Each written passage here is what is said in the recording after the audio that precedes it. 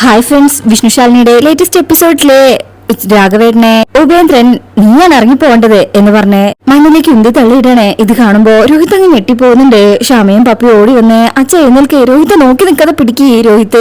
ഇത് കേൾക്കുമ്പോ അച്ഛനെ പിടിക്കാൻ പോകുമ്പോഴേക്കും ഉപേന്ദ്രൻ പറയും, തൊട്ടുപോകരുത്, നീ എന്റെ ചെലവിൽ കഴിയുന്നവനാ, അപ്പൊ ഞാൻ പറയുന്നത് നീ കേൾക്കണം. അത് കേൾക്കുമ്പോ രോഹിത്തിനൊന്നും ചെയ്യാൻ പറ്റുന്നില്ല. ഇയാൾ എന്ത് ചെയ്യണമെന്ന് എനിക്കറിയാം എന്ന് പറഞ്ഞ് രാഘവേട്ടന്റെ വാക്കിംഗ് സ്റ്റിക്ക് ഉണ്ടായിരുന്നു, അതെടുത്ത് ഉപേന്ദ്രൻ രാഘവേട്ടന് അടിക്കാൻ വരുമ്പോഴേക്കും ശ്യാമയും പപ്പിയും ഇങ്ങനെ തടയാൻ ശ്രമിക്കണേ. രോഹിത് ആണെങ്കിൽ ഇത് കണ്ട് ഞെട്ടുന്നുണ്ട്. എന്റെ അച്ഛനൊന്നും ചെയ്യരുത്, അച്ഛനൊന്നും ചെയ്യല്ലേ എന്ന് ശ്യാമയും പറയുന്നുണ്ട്. ഇതേ സമയം ശ്യാമ രോഹിത്തിന്റെ അടുത്ത് പോയിട്ട് രോഹിത്തെ ഒന്നും ചെയ്യില്ലെന്ന് പറ എന്നിങ്ങനെ പറയുന്ന സമയത്ത് ഉപേന്ദ്രൻ ആ വാക്കിംഗ് സ്റ്റിക്ക് രാഘവേട്ടന്റെ കഴുത്തിൽ അമർത്തും. ഒരിക്കൽ തന്നെ കൊന്നേ നാട് വിടണമെന്ന് വിചാരിച്ചതാ, ആ പക ഇപ്പോഴും എന്റെ ഉള്ളിലുണ്ട്, അത് ചെയ്യാനും മടിയില്ല, എന്റെ അച്ഛനൊന്നും ചെയ്യല്ലേ എന്ന് പറഞ്ഞ് ശ്യാമ പിടിച്ചു മാറ്റാൻ ശ്രമിക്കുമ്പോ ശ്യാമയെ ഒരൊറ്റ ഉന്ത് കൊടുക്കണേ. രോഹിത്തിന് സഹിക്കുന്നില്ലെങ്കിലും അനങ്ങാതെ നിൽക്കുക. അമ്മേ എന്ന് വിളിച്ച് പപ്പി അങ്ങോട്ട് ചെല്ലും. അപ്പോ ഉപേന്ദ്രൻ ആ വാക്കിംഗ് സ്റ്റിക്ക് അമർത്തിട്ട് പറയും, ഒരടി അത് തരണം എന്നുണ്ട്, കുറെ നാളായിട്ട്, എന്നാ അതിപ്പോ ഞാൻ തരാം, ചേട്ടനെ തല്ലിന്നൊരു പേര് വരെ ആയിരിക്കും, അത് ഞാനൊരു അലങ്കാരമായിട്ട് കൊണ്ടു നടന്നോളാം എന്ന് പറഞ്ഞ വാക്കിംഗ് സ്റ്റിക്ക് കഴുത്തിൽ പിടിച്ച് അമർത്തുമ്പോഴേക്കും ഉപേന്ദ്രൻ അതാ കിടക്കുന്ന താഴെ ഒരു ചവിട്ട് ഉപേന്ദ്രന് കിട്ടണേ. നോക്കുമ്പോ വിഷ്ണു എന്റെ അച്ഛനെ തൊടുന്നടാ എന്ന് പറഞ്ഞേ ഒറ്റ ചവിട്ട് വെച്ച് കൊടുക്കണേ. ഇതേ സമയം ശാലിനി അപ്പോഴേക്കും അങ്ങോട്ട് എത്തും. അങ്ങനെ അച്ഛ എഴുന്നേൽക്ക് എന്ന് പറഞ്ഞ ശാലിനിയും വിഷ്ണുവും പപ്പിയും ശ്യാമയും കൂടെ രാഘവേട്ടനെ പിടിച്ച് എഴുന്നേൽപ്പിക്കണേ. രോഹിത് ഒന്നും ചെയ്യാൻ പറ്റാതെ നിൽക്കുക. വിഷ്ണുവിനാണെങ്കിൽ ദേഷ്യം വരുന്നുണ്ട്. രോഹിത്തിനെ നോക്കുമ്പോ രോഹിത് തല താഴ്ത്തും. എന്റെ അച്ഛനെ തല്ലുന്നത് കണ്ടിട്ട് നോക്കി നിൽക്കുന്നോടെ പൊന്നെ എന്ന് പറഞ്ഞ് രോഹിത്തിന്റെ കാരണക്കുറ്റി നോക്കി ഒന്ന് പൊട്ടിക്കും. അത് രോഹിത്തിന് ആവശ്യമായിരുന്നു. ശേഷം എല്ലാവരും കൂടെ അച്ഛനെ എഴുന്നേൽപ്പിക്കുമ്പോ ഡാ എന്ന് വിളിച്ച വിഷ്ണു ഉപേന്ദ്രന്റെ അടുത്തേക്ക് ചെല്ലുമ്പോ ഉപേന്ദ്രൻ വിഷ്ണുവിനെ ഒരു ചവിട്ടും. എന്നിട്ട് ആ പൊണ്ണത്തടിയും വെച്ച് വിഷ്ണുവിനെ തല്ലാൻ പോകുമ്പോ വിഷ്ണുവിന്റെ കയ്യിൽ നിന്ന് വയറ് നിറയെ വാങ്ങിക്കാനേ. അപ്പോഴേക്കും എല്ലാവരും കൂടെ രാഘവേട്ടനെ എഴുന്നേൽപ്പിച്ച് അവിടെ വരാന്തയിൽ ഇരുത്തും. വിഷ്ണു ആണെങ്കിൽ ഉപേന്ദ്രനെ തല്ലി തല്ലി ചതയ്ക്കുക. എന്റെ അച്ഛനെ നീ എന്ന് പറഞ്ഞ് ചെകിട്ട് നോക്കിയിട്ട് തലങ്ങും വിലങ്ങും തല്ല. എന്റെ അച്ഛനെ കൊല്ലാൻ നീ മനസ്സിനെ പറഞ്ഞ് പഠിപ്പിച്ചപ്പോ ആ അച്ഛന് ഇങ്ങനെ ഒരു മകനുള്ള കാര്യം നീ മറന്നോ, അതോ നീ ബോധപൂർവ്വം മറന്നു എന്ന് പറഞ്ഞ് കഴുത്തിങ്ങനെ അമർത്തി പിടിക്കുന്നുണ്ട്. അത് വേണമെന്നേ ശാലിനിക്കും തോന്നാണേ. എന്റെ അച്ഛനെ അമർത്തിയ നിന്റെ ഈ കൈ ഇവിടെ വെട്ടിയിട്ട് പോകാനുള്ള കഴിവ് എനിക്കുണ്ടെന്ന് അറിയാലോ. അത് മനസ്സിലാക്കിക്കൊണ്ട് അനുസരണയോടെ എന്റെ അച്ഛനോട് മാപ്പ് പറയടാ. ഇപ്പൊ ചെയ്തതിനും ചെയ്യിപ്പിച്ചതിനും ഒക്കെ ആ കാലിൽ പിടിച്ച് മാപ്പ് പറയടാ പഞ്ഞേ എന്ന് പറഞ്ഞ് പിടിച്ചു വലിച്ച് രാഘവേട്ടന്റെ കാൽച്ചുവട്ടിലേക്ക് അങ്ങിടും. അയാൾ ഒന്നും മിണ്ടാതെ നിൽക്കുമ്പോ വാക്കിംഗ് സ്റ്റിക്ക് വിഷ്ണു കാലുകൊണ്ട് തട്ടി തെറിപ്പിച്ച് വിഷ്ണുവിന്റെ കയ്യിലേക്ക് പിടിച്ച് അതുകൊണ്ട് ഒരൊറ്റ അടി വെച്ച് കൊടുക്കാൻ തുടങ്ങും. പറയടാ, അല്ലെങ്കിൽ നിന്നെ ഇവിടെ വെച്ച് തീർക്കും, പറയടാ വിഷ്ണു എന്നെ തല്ലരുത്, ഞാൻ എത്ര വേണമെങ്കിലും പറയാം. രാഘവേട്ടനാണെങ്കിൽ ആകെ പേടിച്ച് ഒരു കൊച്ചുകുട്ടി ഇരിക്കുന്ന പോലെയാണ് ശാലിനിയുടെയും ശ്യാമയുടെയും അടുത്തിരിക്കുന്നത്. ഏട്ടാ, ഞാൻ ഇതുവരെ ചെയ്തതിനും പ്രവർത്തിച്ചതിനും മാപ്പ്, ഇനി ആവർത്തിക്കില്ല എന്ന് പറഞ്ഞ് കാലിൽ പിടിച്ച് മാപ്പ് പറയും. ഈ സമയം പപ്പി വിഷ്ണുച്ചാ എന്ന് പറഞ്ഞ് വിഷ്ണുവിന്റെ അടുത്ത് പോകാൻ തുടങ്ങുമ്പോ രോഹിത്ത് പപ്പിയെ പിടിച്ചു വെക്കുക. ഇപ്പൊ നിനക്ക് ഒരച്ഛനേ ഉള്ളൂ, അത് ഞാനാ. ഇതിനി അവകാശം പറഞ്ഞ് പലരും വന്നാ പലതും പലരെയും അറിയിക്കേണ്ടി വരും എനിക്ക്. വിഷ്ണുവിനും ശാലിനിക്കും ദേഷ്യം വരുന്നുണ്ട്. അപ്പോഴും പപ്പി വിഷ്ണുച്ചാ എന്ന് പറഞ്ഞ് പോകാൻ തുടങ്ങുമ്പോ നിക്കടി എവിടെ എന്ന് പറഞ്ഞ് രോഹിത്ത് പിടിച്ചു വെക്കുക. അപ്പൊ ശാലിനി പറയും, ഒരിക്കലും നിങ്ങളെ ആരെയും ചതിക്കുമെന്ന് കരുതിയാൽ അന്ന് ഞാൻ അങ്ങനെ ചെയ്തത്. അപ്പോഴത്തെ സാഹചര്യത്തിൽ ശ്യാമയുടെ ജീവിതം തകരാതിരിക്കാൻ, സത്യാമ്മയുടെ സ്നേഹം അവൾക്ക് നഷ്ടപ്പെടാതിരിക്കാൻ, പിന്നെ നിങ്ങൾക്ക് രണ്ടുപേർക്കും നല്ലൊരു ജീവിതം കിട്ടാൻ. അപ്പോഴും രോഹിത് മുഖം തിരിക്കും. ശാലിനി വിഷ്ണുവിനോട് പറയും, ഇനിയെങ്കിലും അവൻ മനസ്സിലാക്കാനെങ്കിൽ മനസ്സിലാക്കട്ടെ, അച്ഛനെയും കൊണ്ട് നമുക്ക് പോകാം. ശേഷം ശ്യാമയോട് പറയും, ശ്യാമേ, പപ്പിമോളെ ഞാൻ നിന്നെ ഏൽപ്പിച്ചിരിക്കുന്നത് അത് വളർത്താനാ, അല്ലാതെ അവളെ തളർത്താനല്ല. കുഞ്ഞച്ചി എന്ന് ദയനീയമായി വിളിക്കുമ്പോ ശാലിനി നല്ല ഷാർപ്പായിട്ട് പറയും, അത് ഓർമ്മയിലുണ്ടാവണം. ഈ ശേഷം വിഷ്ണു വീണ്ടും ആ വാക്കിംഗ് സ്റ്റിക്ക് ഉപേന്ദ്രന്റെ കഴുത്തിന് വെച്ച് അമർത്തിയിട്ട് പറയും, ഇനിയെങ്ങാണം നിന്റെ കയ്യെങ്ങാണം എന്റെ അച്ഛന്റെ ദേഹത്ത് വീണ ചാവടി അടിയന്തരത്തിനെ ചീട്ട് കുറിപ്പിക്കാൻ തന്ത്രിയെ കണ്ടോളണം പറയണം നിന്റെ വീട്ടുകാരോട്, കേട്ടോടെ പന്ന എന്ന് പറഞ്ഞ് അടിക്കാൻ തുടങ്ങുന്നുണ്ടെങ്കിലും വിഷ്ണു അത് വെച്ച് അടിക്കുന്നില്ല. ശേഷം ശാലിനിയും വിഷ്ണു കൂടെ അച്ഛവാ എന്ന് പറഞ്ഞ് രാഘവേട്ടനെ അവിടുന്ന് കൂട്ടിക്കൊണ്ടു പോവാണ്. പാവം ഒന്നും മനസ്സിലാവാതെ ഒരു പാവം കുട്ടിയെ പോലെ അവരുടെ കൂടെ ഇങ്ങനെ മിണ്ടാതെ പോവാ. ആകെ പേടിച്ചിട്ടുണ്ടാള്. പാപ്പിമോള് ഇങ്ങനെ വിഷ്ണുവിനെ അടുത്ത് പോകാൻ പറ്റാതെ സങ്കടത്തോടെ നിന്ന് കരയുമ്പോ വിഷ്ണുവിനും ശാലിനിക്കും അത് കണ്ടു നിൽക്കാനേ പറ്റുന്നുള്ളൂ. ഇത് കണ്ടിട്ട് അവരുടെ കണ്ണ് നിറയാ. അങ്ങനെ അവര് കരഞ്ഞുകൊണ്ട് രാഘവേട്ടനെ കാറിൽ കയറ്റും. ശാലിനിയും പിന്നെ വിഷ്ണു തിരിഞ്ഞു നോക്കണേ. പപ്പിമോളുടെ ആ നൃത്തം കാണുമ്പോ ആകെ സങ്കടാകും.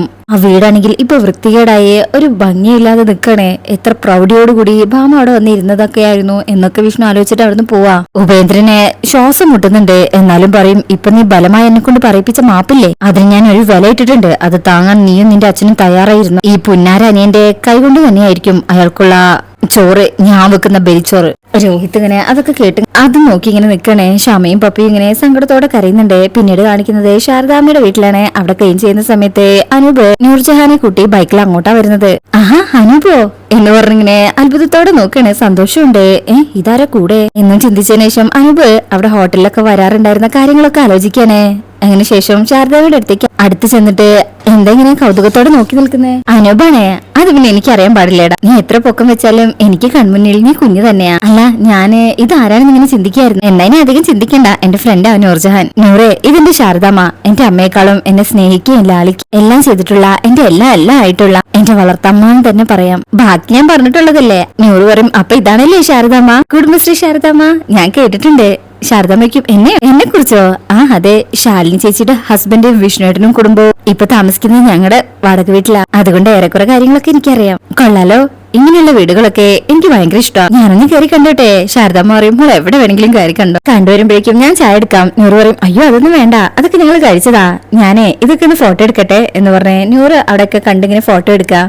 എടാ വാടാ എന്ന് പറഞ്ഞ് വിളിക്കുമ്പോ അനൂപ് പറയും, ഞാൻ കുഞ്ഞേച്ചിയെ കണ്ടിരുന്നു. അവള് പറഞ്ഞു, ഞാൻ ചോദിച്ചു എന്താ വീട്ടിലേക്ക് വിളിക്കാത്തെന്ന്. നീ വാ എന്ന് പറഞ്ഞ് അകത്തേക്ക് കൂട്ടിക്കൊണ്ട് പോവാണേ ചായ എടുക്കാന്ന് പറഞ്ഞ് അകത്ത് കയറാൻ തുടങ്ങുമ്പോ അനൂപ് പറയും, ഒരു കാര്യം പറയാനുണ്ട് ശാരദാമ്മ. ശാരദാമ്മ പറയും, ഞാൻ എന്തെങ്കിലും കുടിക്കാൻ എടുക്കട്ടെടാ. അങ്ങനെ പോകാൻ തുടങ്ങുമ്പോ കൈ പിടിച്ചു വെച്ചിട്ട് അനൂപ് പറയും, ഞാൻ വന്നത് തന്നെ ഒരു കാര്യം പറയാൻ വേണ്ടിട്ടാ. ശാരദാമ്മ പറയും, എനിക്ക് തോന്നി നീ വന്നിരിക്കുന്നത് എന്തോ കോളും കൊണ്ടാണെന്ന്. എന്റെ ഈ വരവ് തന്നെ ഇവളെ കാണാൻ വേണ്ടിട്ടാ. എനിക്ക് എന്ത് ഇഷ്ടം അറിയാം നൂറിനെ. ഇത് കേൾക്കുമ്പോ ശാരദാമ്മ എങ്ങനെ ഞെട്ടും. അനൂപ് പറയും, പക്ഷെ എന്റെ അമ്മയുടെ കാര്യം അറിയാലോ, സമ്മതിക്കില്ല. പിന്നെ അച്ഛൻ അവിടെ വരാറില്ല, ഇവിടെ ഒരു കോണ്ടാക്റ്റും ഇല്ല. പിന്നെ ഞാൻ ഈ കാര്യങ്ങളൊക്കെ ആരോട് ചെന്ന് പറയും? എന്നെ സഹായിക്കണം, സ്വന്തം എന്ന് പറയാൻ എനിക്ക് ആരുമില്ല എന്നിങ്ങനെ ശാരദാമ്മയുടെ കൈ പിടിച്ച് പറയണേ. ശാരദാമ്മ ഇതൊക്കെ കേട്ട് ഞെട്ടി നിൽക്കുക. കൈ എടുത്തിട്ട് ശാരദാമ്മ പറയും, മോനെ ഇക്കാര്യത്തിൽ എനിക്കൊന്നും ചെയ്യാൻ പറ്റില്ല. ചെയ്യാൻ നിന്റെ അമ്മ രാജേശ്വരി ഒട്ട് സമ്മതിക്കില്ല. നിനക്കറിയാവുന്നല്ലേ നിന്റെ അമ്മ രാജേശ്വരി ഇവിടെ വന്നുണ്ടാക്കിയ പുകിലൊക്കെ.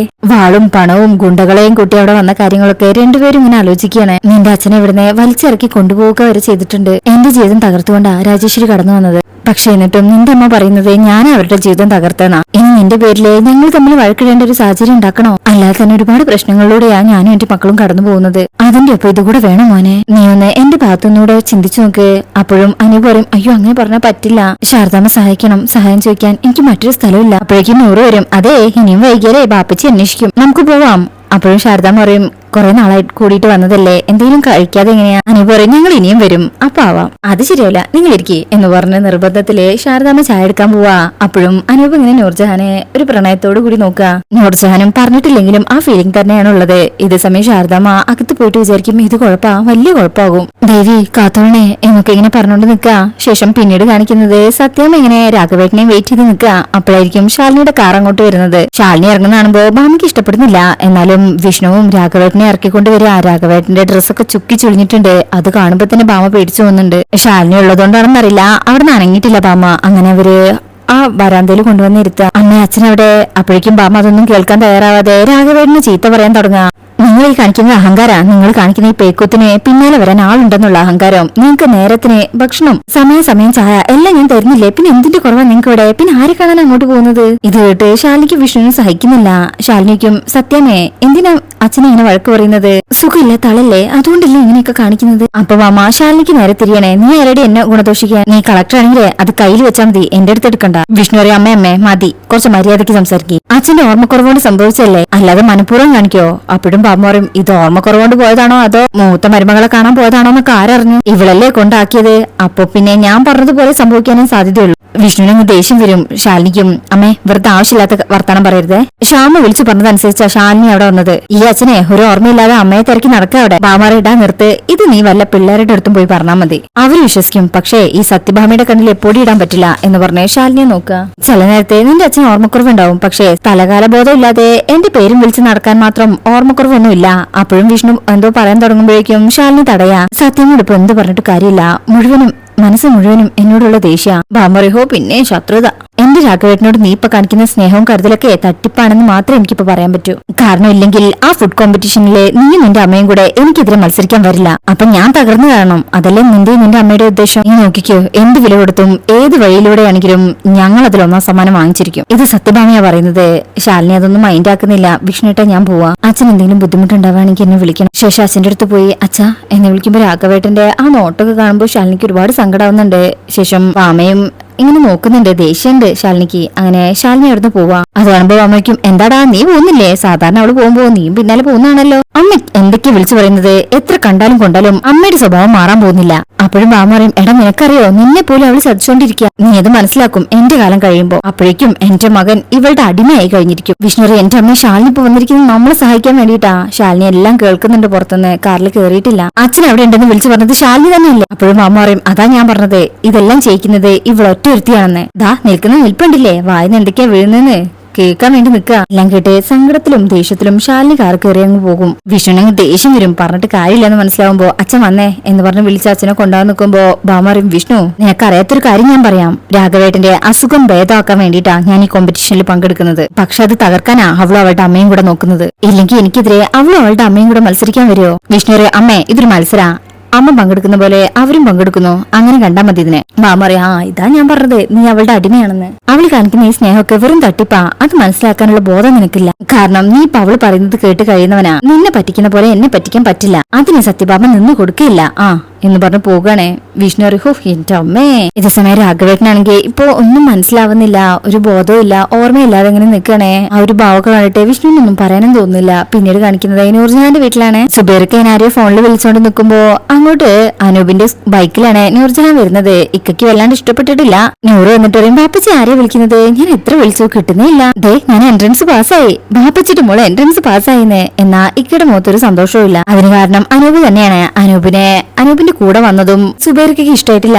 അനൂപിനെ ഇങ്ങനെ നോക്കി നിൽക്കണേ. അനൂപ് ആ നോട്ടം കാണുമ്പോ തന്നെ തലതാഴ്ത്തുന്നുണ്ട്. അപ്പൊ ഇങ്ങനെയൊക്കെയാണ് ഈ ഭാഗത്തുള്ളത്. അപ്പൊ ഇന്നത്തെ റിവ്യൂ ഇഷ്ടപ്പെട്ടിട്ടുണ്ടെങ്കിൽ ചാനൽ എല്ലാവരും ലൈക്ക് ചെയ്ത് സബ്സ്ക്രൈബ് ചെയ്ത് സപ്പോർട്ട് ചെയ്തേക്കണേ. താങ്ക്